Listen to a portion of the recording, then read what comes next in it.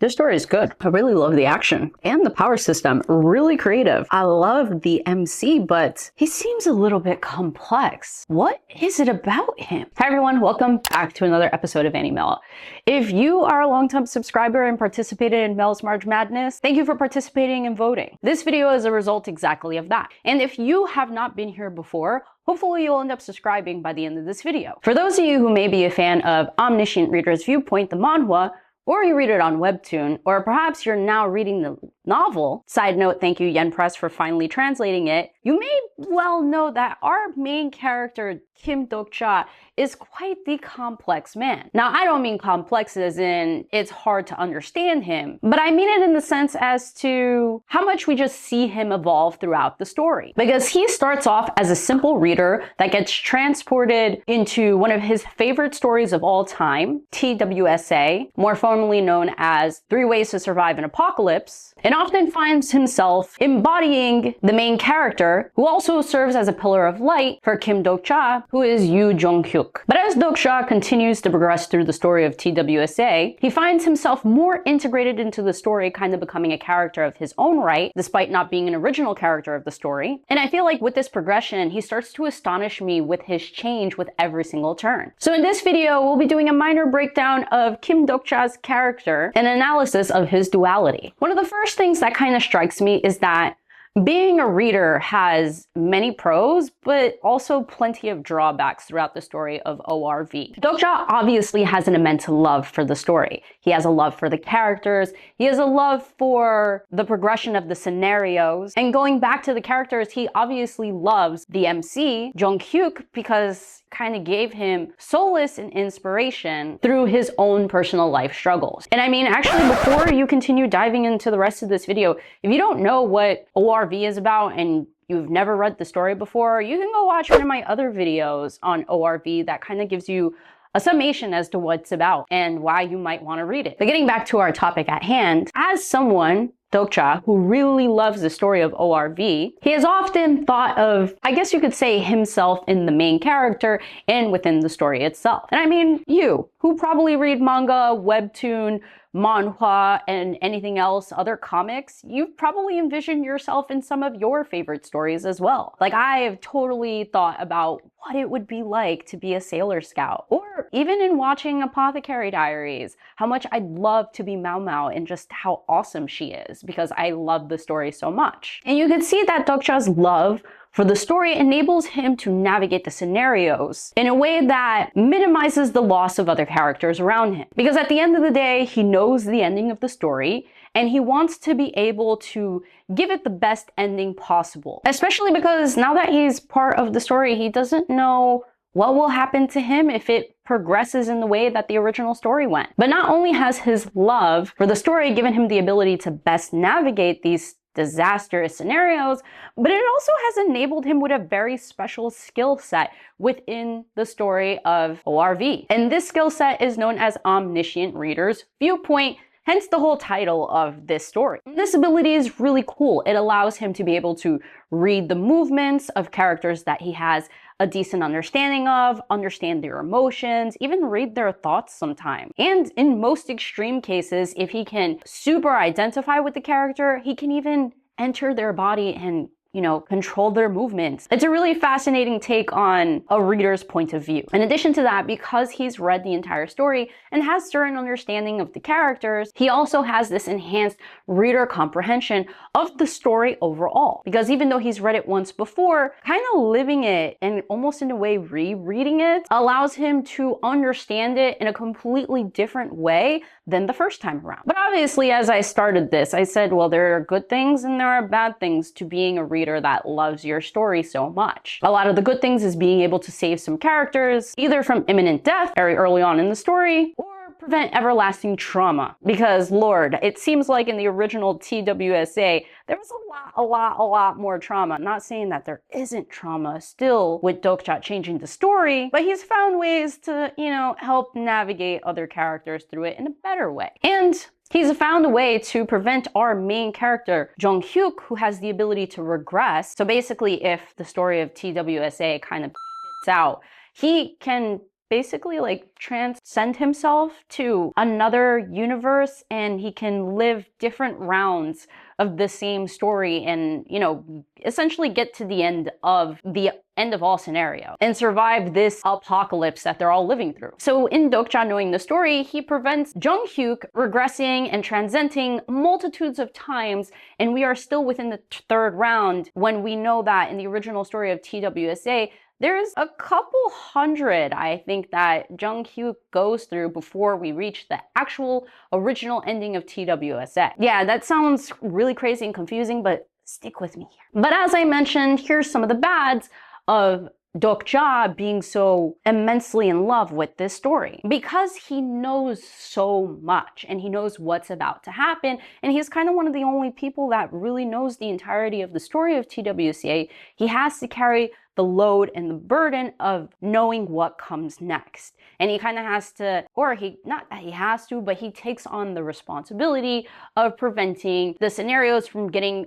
any worse than they could be. But obviously, in doing that, as you know, there's gonna be some sort of shift in the story. When you make one thing happen that wasn't originally supposed to happen, the end result is effectively going to be different. Now, whether it's for better or worse, you can only tell after it's done. Because you don't know if a decision that you made in scenario 3 is effectively going to make things worse in scenario 10, which we kind of see happen in the progression of ORV. And it eventually gets to a point where Dokja doesn't know where the story is supposed to go. While he does have the original manuscript and entirety of the story of the original TWSA, because he has been kind of, you know, making edits to the story real time, he luckily and thankfully has gotten an updated and edited version of TWSA. But even with each and every tweak, the ending just kind of gets worse. So eventually, how does it feel for Dokja, or even for any of you who have imagined yourselves in your favorite stories, when thinking about how your actions could essentially make things much worse further down the line when you thought you were doing good? It's something that I feel like Dokja really has to navigate and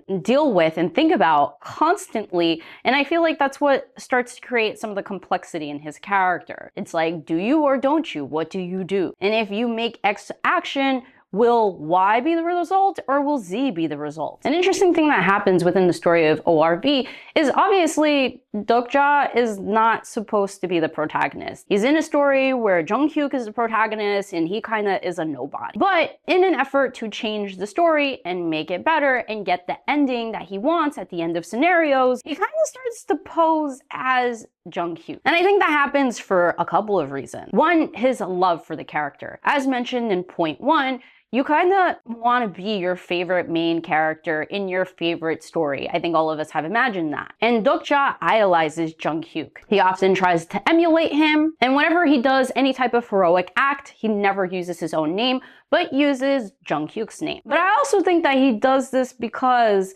since Dokja is not a character within the story of TWSA, in order to minimize the number of changes within the story and not throw it completely off course, by using Junghyuk's name and committing all these heroic acts that may have major impact on the story, by having Junghyeok remain that said main character and said hero, you can keep the protagonist whole and kind of keep the structure of the story intact. Because there's nothing more confusing when there's a real protagonist, a real main protagonist, and then some other protagonist just comes out of left field and it's like, hey, I'm here also doing heroic stuff, like, who's the main character, right? But the funny thing that happens is that he ends up becoming a hero in his own right. Because even though other people see Dokja using Junghyuk's name and it's like, oh, that bro must be Junghyeok, Junghyeok kind of finds out like, hold up a second, I didn't do any of these things though. Dokja did. So you know what? I'm about to Uno reverse him. Anytime I do something good or heroic, I'm gonna start telling people that I'm Kim Dokja instead. So in doing so, Dokja becomes known thanks to Junghyuk's acts and begins to rise as a hero within this new version of TWSA. And what's interesting in this whole like faux MC to real MC thing, since Dokja is kind of like this unknown, not really a character within the original TWSA, people can't really see his face. There's this whole thing that's going on with him where he's known as the Ugly King, and the way people see him is kind of like this blur over his face. Like, they can't really see his face properly, so they think he's ugly. But as the scenarios progress and as the story of ORV goes on, with each heroic act, and I think with his name becoming more well known, the blur on his face or whatever is obscuring his visage is lifting. So much so to the point that I think there's some point in the story where someone says, yeah, I don't know why they call him the Ugly King. He doesn't seem ugly to me. And you know, as a reader and someone who loves Kim Dokja, I also am like, why do you guys keep calling him the Ugly King? Is it because you're comparing him to Junghyeok?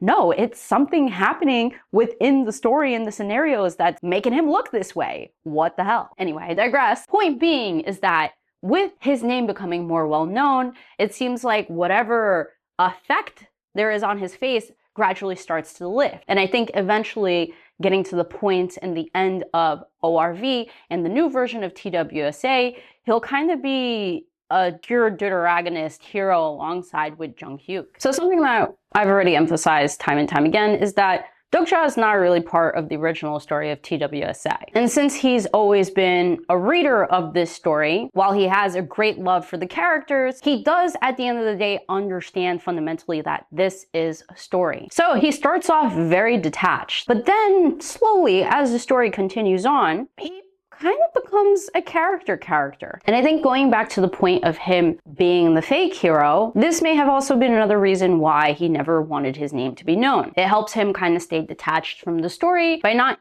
integrating himself into it. And his detachment of the story has either created the ability or his detachment is related to the ability fourth wall. And what the fourth wall does, if you're not familiar, is it helps Dokja kind of like keep a barrier between his self and his reality and the fictional story that is TWSA. This fourth wall also helps minimize physical damage to him and mental and emotional damage that he would otherwise incur if he was fully integrated and embedded into TWSA as his reality. And as I say this, it sounds really confusing, but stick with me a little bit, because as the story progresses and Dokja becomes more and more involved in scenarios, when he encounters people from his original reality, like his mom and his boss from work, it starts to shake his very foundation of what is real and what's not. Because TWSA is supposed to be a fictional story that he enjoyed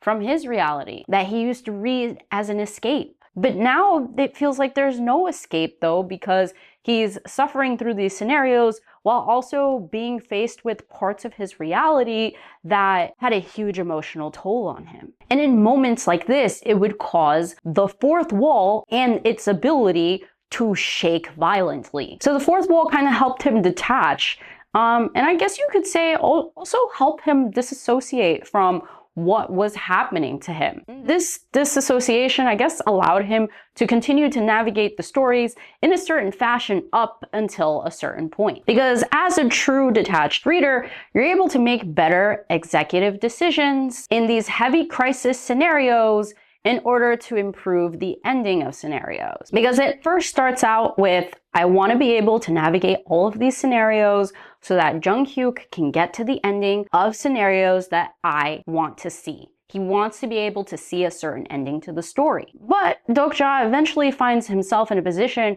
where he must sacrifice himself for some of the characters that he's grown attached to. Because plain and simple, if he really wants to see a certain ending to the scenarios, he can kind of make it happen with all of the abilities and skills that he's accrued. But being unable to stay detached from the characters and his hero, Junghyeok, he finds himself in a precarious situation where he must choose them over himself. And at some point, I guess deciding to fully embrace that he is in TWSA, he decides to look beyond the fourth wall. Now, remember when I mentioned the fourth wall kind of helped him, detach from fiction and understand what his reality is? Well, by looking beyond the fourth wall, he was able to get all sorts of insights about himself. But also in doing so, he ends up becoming a character of TWSA. So now his detachment no longer exists. He is part of the story full on. But funny enough, what made him really strong in the beginning, which was his detachment to make these clear executive decisions for the betterment of the story, has now turned into him fully immersed in the story, becoming a character,